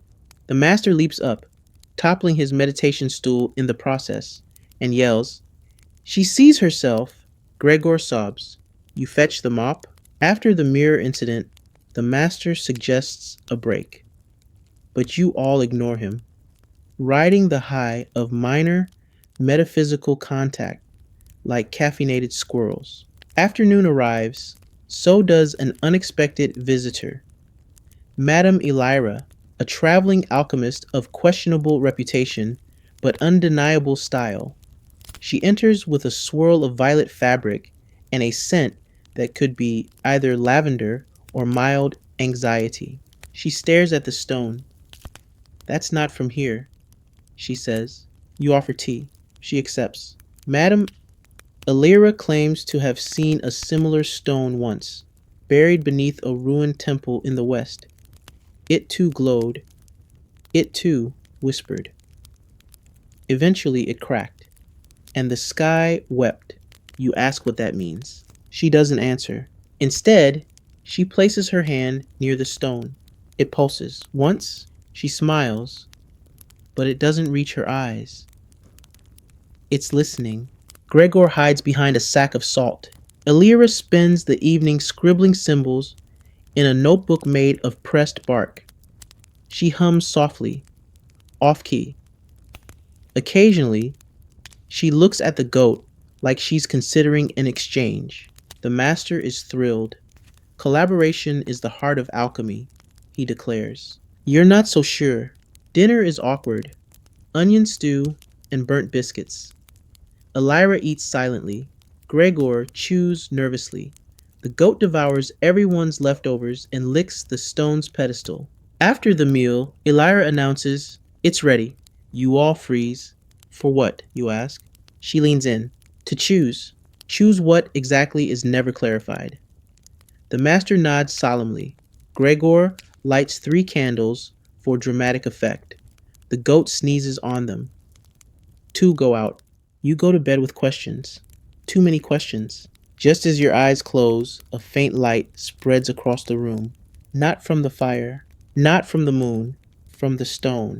It glows brighter than before, and it ticks. 5 times, slowly, measured, intentional.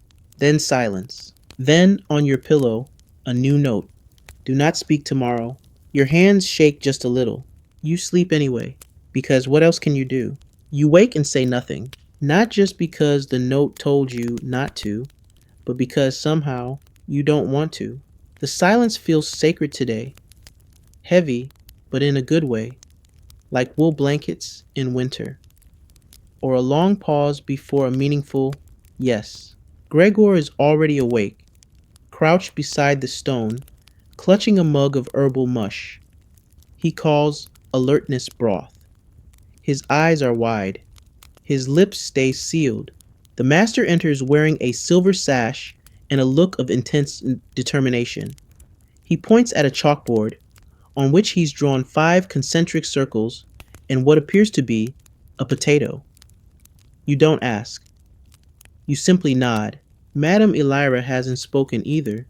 She glides into the lab barefoot, her presence soft and unnervingly quiet.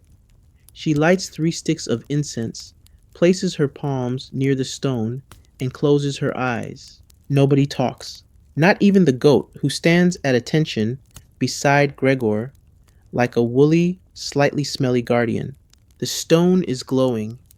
Not red, not green, not blue. Gold. Warm, steady gold, like melted sun. You've never seen it this bright. It doesn't pulse now, it radiates. You can feel it in your teeth, in your fingertips, even in the soles of your feet, like it's tuning your body to something older than logic. The master begins the ritual. He makes no sound, just movement, slow, deliberate gestures in the air as if sculpting something invisible. Gregor follows, mirroring him with surprising grace. Elira sways slightly, arms outstretched, mouthing words that you can't hear but somehow understand. You do the same. It feels right. An hour passes, maybe two. Time bends, and the world feels smaller, like it's all been pulled inward to this one glowing moment. Then, tick, tick, tick, tick. The glow fades, not all at once, slowly, gently, like a candle that knows its time. You all exhale at the same time. Still, no one speaks. Lunch is eaten in silence. Fig bread, soft cheese, and preserved lemons.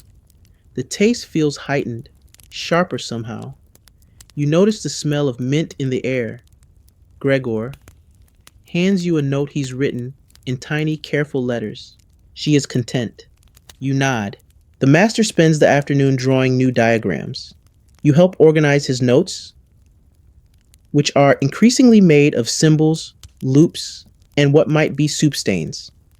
Gregor reorganizes the jars in alphabetical order, based on emotional resonance. The goat eats half a scroll. You allow it.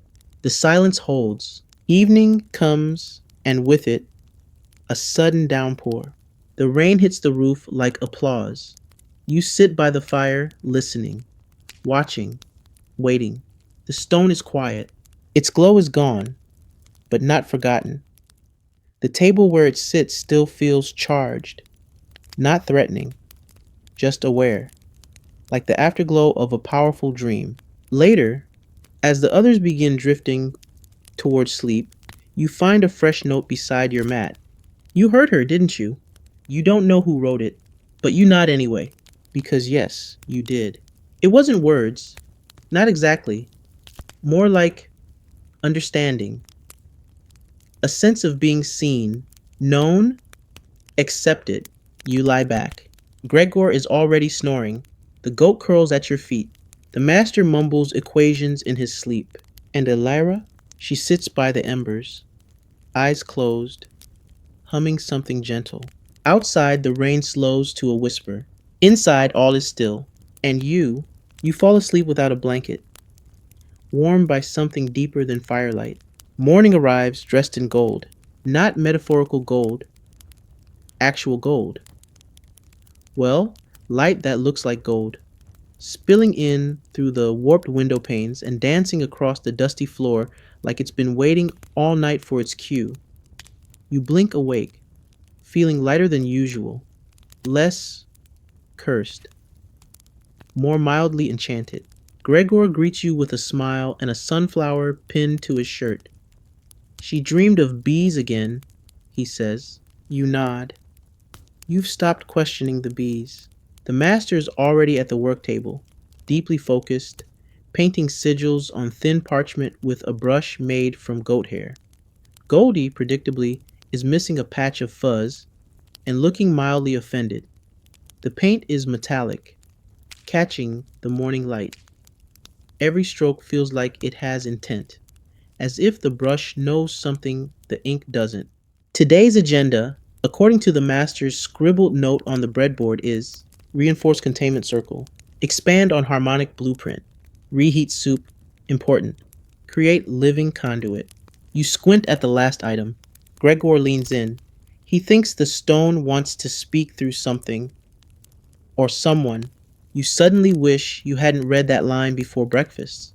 Over porridge and leftover fig biscuits, Elira explains her theory. The stone is not a tool, it's a guest, possibly a messenger, maybe even a bridge. It reflects us, she says, like water, except occasionally It changes the shape of the bucket. You write that down. Later, you'll try to figure out if it's profound or just poetic nonsense. The containment circle is reinforced with salt, honey, and powdered lavender. Gregor insists on adding flower petals for ambiance. The goat adds a hoof print. No one objects. Then comes the conduit. You're not sure what you expected, but it wasn't bread dough. The master explains, yeast is life. Life channels energy. We bake communication. He's dead serious. So, you need the dough. Gregor sings softly. Alira blesses it with whispered words in a language that might be ancient or might be her own invention. The dough is placed in the center of the stone's ring, rising slowly in the golden light. It shudders, just once. And then, stillness. You all stare. Gregor whispers, did it just breathe? You can't tell. The master bakes it. The entire lab smells like cinnamon, rosemary, and wild invention. When it's done, he slices it into quarters and places one piece beside the stone. The stone glows white, pure, clean white, brighter than before. No ticking, no pulsing, just calm, steady illumination. You feel it in your chest, a warmth, not heat, warmth, like being remembered, like hearing your name after too long in silence. Elira wipes her eyes. Gregor claps once, then forgets why. You all sit in quiet communion for a while, not doing anything, just being, with the stone, with each other, with something larger. Later, you attempt to transcribe the experience. You can't, words don't fit. You try resonance, communion, miracle, and even gluten magic. Nothing works. Dinner is humble, lentils, soft cheese, and the rest of the bread. The piece that touched the stone is saved. No one eats it. It feels sacred. That night, before bed, the stone dims again, back to ordinary, back to stillness, but not silence. You can hear something, a faint melody, not made of notes, made of presence. Gregor dreams of bees again. The master sleeps with a smile on his face. Elira hums softly by the fire. And you drift off feeling changed, not bigger, not smarter, just realer. Like the stone peeled back a layer of fog, and now the stars shine a little clearer. You awaken to find the goat meditating, or, more accurately, sitting in the exact center of the containment circle with its eyes closed, legs tucked, and an expression of such transcendent calm that even the master hesitates to move it. She has entered alignment, he whispers reverently. You and Gregor exchange a look that says, we should really stop letting the goat sleep indoors. Still, no one disturbs her. The stone remains white glowing, not pulsing, not buzzing, just radiating that steady presence, like a fireplace that doesn't burn, but somehow still warms the soul. Today's task, deciphering. The master believes the stone's glow isn't just reactive, it's responsive. A language of sorts. Colors, rhythms, maybe even temperature. A full lexicon of unknowable logic. Elira agrees and proposes a method called empathic transference through food. You stop chewing your biscuit mid-bite. It's simple, she explains. We feed it something we love, then watch what it becomes. Gregor offers a slice of honey-soaked oatcake. You bring the last fig from your secret stash. The master brings a thimble of something he calls liquid nostalgia. It smells like cloves and unfinished conversations. You place the offerings near the stone. It glows faint blue, then green, then white again. Gregor gasps. She liked mine the best. Elira gently points out that your fig caused the longest color change. An argument nearly breaks out until the stone pulses once, firmly. Everyone goes quiet. The master sighs. She doesn't want us to compete. You write that one down. The stone prefers harmony over ego. The rest of the morning is spent translating glows: blue for comfort, green for curiosity, red, which thankfully hasn't returned, for stress, orange for memory, white for peace, gold for alignment. You start a chart. Gregor draws little smiley faces to help remember. The goat headbutts the corner of the table and gets a biscuit for her trouble. In the afternoon, a minor incident. Gregor tries to offer a poem he's written, an ode to bees, the stone, and the sensation of damp socks. He burns it over the stone, hoping the smoke will carry the feeling. The stone turns gray. Everyone panics. The master waves herbs. Elira sings something in reverse. You sprinkle salt in a panic spiral. Eventually, the stone flickers back to white. Gregor apologizes to everyone, including the goat. The goat forgives him by sneezing directly into his pocket. That evening, you all agree to do nothing. No rituals, no inquiries, just stillness. You light the fireplace. Gregor roasts chestnuts. The master finally shaves. Elira untangles her hair and sings a lullaby from her homeland, full of vowels and sadness and sky. You sit by the stone and say nothing. It glows warmer, not brighter, just warmer, like it's thanking you for giving it a moment to breathe. You close your eyes and rest your head on the table. Just as sleep begins to reach for you, the stone ticks once. Then again, then a whisper. Not spoken, not heard, but known. Asked differently, you lift your head. The others are asleep. The goat is curled up by the fire. The lab is quiet. You touch the table near the stone and whisper, how? The glow shifts to blue, then back to white. You don't know what that means, but you feel lighter. And when you sleep, you dream of circles, of fireflies, of language made not from sound, but from color, shape, and feeling. And through it all, one steady truth: she is still listening. You wake with a word on your tongue, not a word you know, not one you can pronounce, but the feeling of it hums through your teeth like the echo of a forgotten song. You try to write it down, but your hand stalls halfway through the first letter.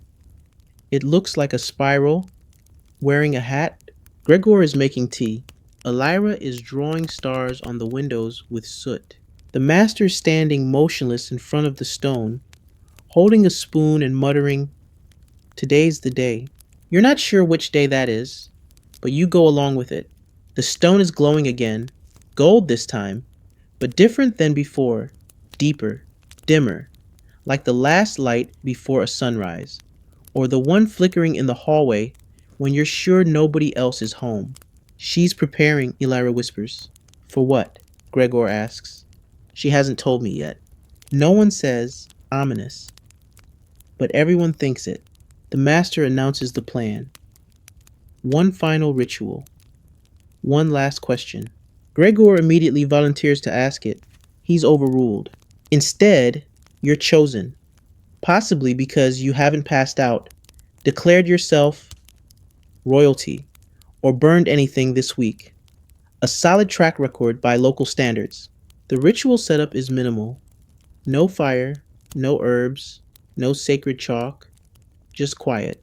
The master places the stone on a smooth black cloth. You sit across from it, breathe, wait, tick. It glows white. You close your eyes, and you ask, not out loud, not in thought, but somewhere else, why are you here? The silence afterward feels like the world holding its breath. Then, a glow. Gold again, but this time, moving, rippled, like sunlight through water. The tick returns. Not a sound now, but a feeling. In your chest, your fingertips, your bones. And in that moment, you understand something not in words, but in rhythm. It's not here to teach or to lead. It's here to reflect, to show, to be. You open your eyes. Everyone is watching. The master leans in. Did she answer? You nod. Gregor gasps. What did she say? You pause, smile softly, and say, exactly what we needed. There's a long silence. Then Illyra chuckles, wipes a tear, and whispers, I knew it.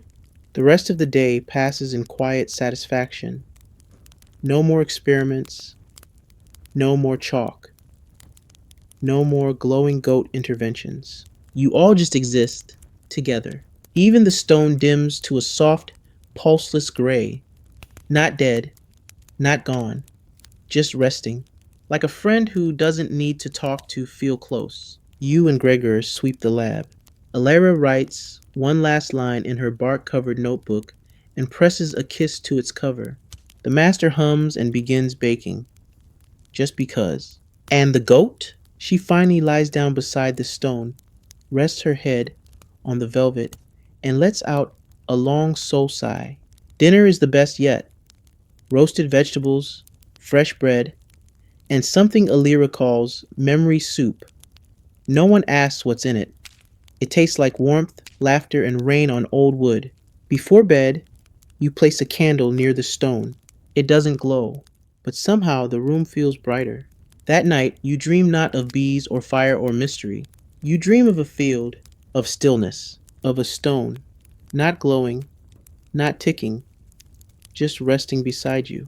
And in the sky above, not stars, but colors, pulsing softly, gently, saying nothing, and telling you everything. You rise with the dawn, though no rooster crows and no bell tolls.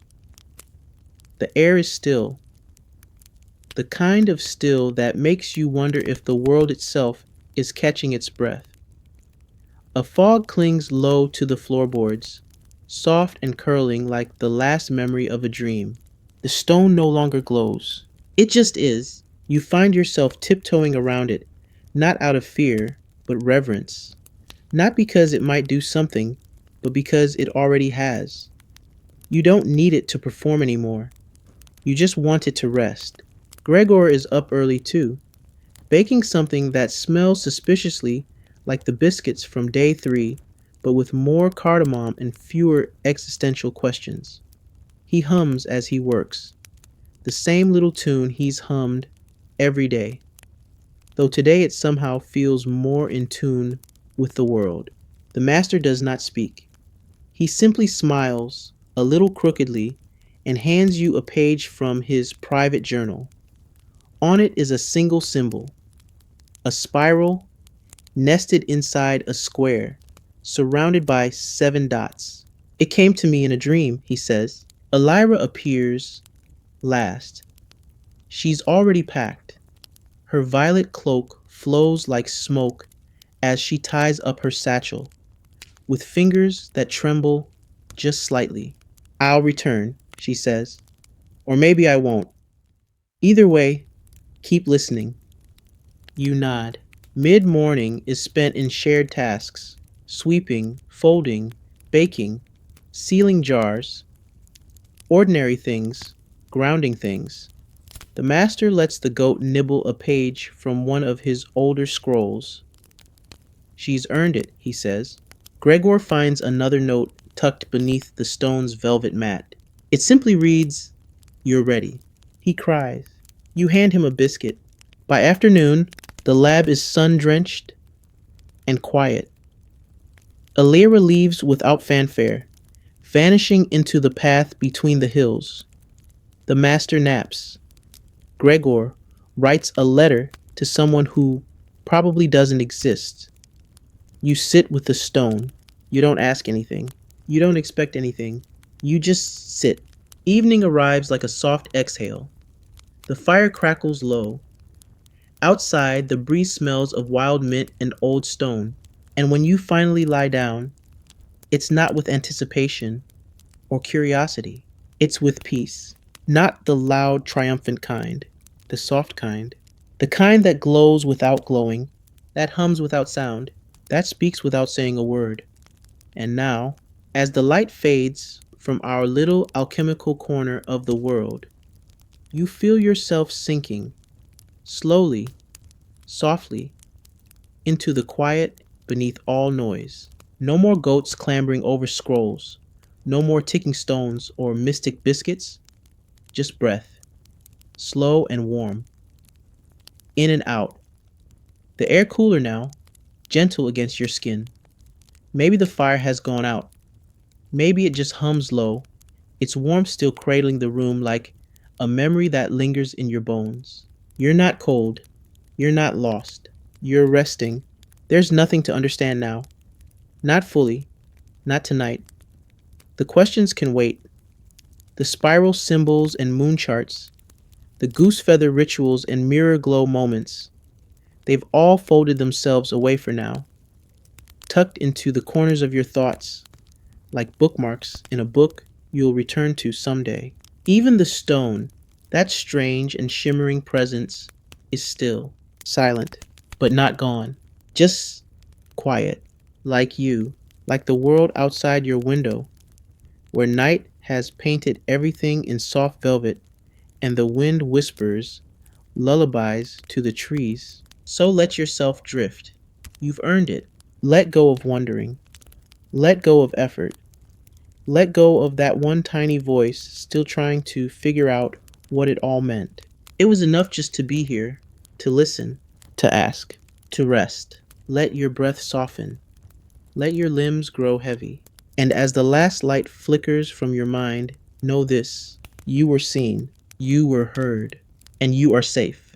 Good night, traveler. Sleep well, and may your dreams glow gently, like a stone that no longer needs to shine.